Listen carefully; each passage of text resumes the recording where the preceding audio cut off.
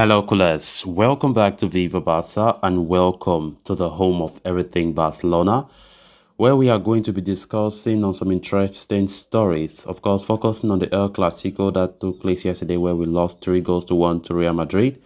Barca president Joan Laporta reportedly approached the referees following that 3-1 defeat and confronted them about their decisions. We are going to be discussing on that as we progress. Then to conclude this episode, we are going to be discussing on 5 key stats from the El Clasico defeat to Real. So guys, before we get right into the stories in much detail, please do ensure to subscribe to the channel if you haven't. Turn on the post bell notification to always stay notified whenever I post a new video. Consider liking the video and please watch the video right up to the very end. FC Barcelona's recent encounter with Real Madrid was full of emotions as the Catalans narrowly lost the game 3-1. Xavi Hernandez has already pointed out the differences between the two sides in the post-match press conference, while Jules Koundé has admitted that Barcelona should have fouled Toni Kroos during the lead-up to the Real Madrid's first goal. But in a recent revelation by Gerard Romero, it appears President Joan Laporta had an interaction with the referee, with the Barca president reportedly going down to the referee's dressing room to seek answers to some of his decisions during the game. Referee Sanchez Martinez was indeed the hot topic of this El Clasico, with the 56-year-old raising many eyebrows for his decision to not award Barcelona a penalty around the 78th minute when Robert Lewandowski was brought down inside the box. Martinez also overturned his decision, own decision in the 91st minute, giving Real Madrid a late penalty. He adjudged Eric Garcia's tackle on Rodrigo a foul, even though it appeared to be a soft touch. In the aftermath of the defeat, Joan Laporta had gone down to the referee's room to seek clarity for some of his decisions. This was confirmed by referee's official act after the game. This incident capped off a hectic and rather frustrating week for Laporta, who was reportedly furious with Xavi as well, shortly after Barcelona's midweek draw against Inter Milan in the UEFA Champions League. With Laporta's project slowly crumbling down very well, even after major investments in the summer, it is about time Barcelona get their act together and return to winning ways. FC Barcelona are set to continue the La Liga campaign on Thursday when we host Villarreal at the Camp Nou. President Laporta is seeing frustration coming, like back to back, and it's really disappointing after going through what the board had to go through in order to ensure that the club come back to its very best. The kind of signings that Barca made, come on. Selling TV rights, doing things, and seeing results like this makes you want to cry, being the president of Barca. And I truly understand the frustration from our president. Xavi needs to take time because I think the investment that Laporta have put into this team, he was going with the intention of not even going through a transition. And looking at the way Barca have been performing lately this season, if things continues like this, guys, might be this season is going to be a hell, a disaster, and nobody wants to see Barca going trophyless. I think Laporta won't tolerate, he definitely won't tolerate Xavi messing things up to the extent where Barca can't win a single trophy, because if that is the case, I think Xavi's job will be at stake. I think he can be sacked. I won't be surprised if the season ends in a trophyless manner like last season. So let's see how it goes. I think Xavi is very inexperienced. That's what I can say. Inexperienced. I think Laporta hurriedly bring him to the job.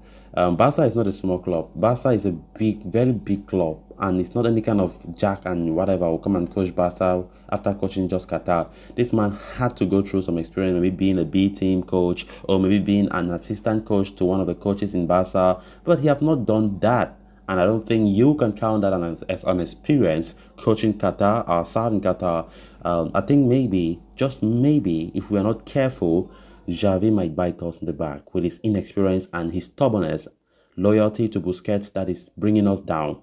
So I think Laporta is facing a lot of frustration because this is back-to-back. Because against Inter Milan, we quite remember He was very angry. Reports said he was even vibrating on the bench. The president was vibrating after the 3-3 draw. And he had to be calmed down by the vice president and sporting director Matteo Alemani up on the stands. And that tells you how the president is already panicking. He's already seeing things crumbling. The project is crumbling. Xavi needs to straighten things up as soon as possible. Yesterday's Clasico was so hard to take. It was a very bad Clasico for us. We did not play well. We deserve to lose. Let's forget about what Kuno said that we played well. We did not play well. This is not the Barca that we wanted to see. This is not the Barca. Lewandowski was just there. There was no service. He was lost. I think we have world-class players, but Xavi is making us as fans seeing the squad now like though we have a bunch of average players.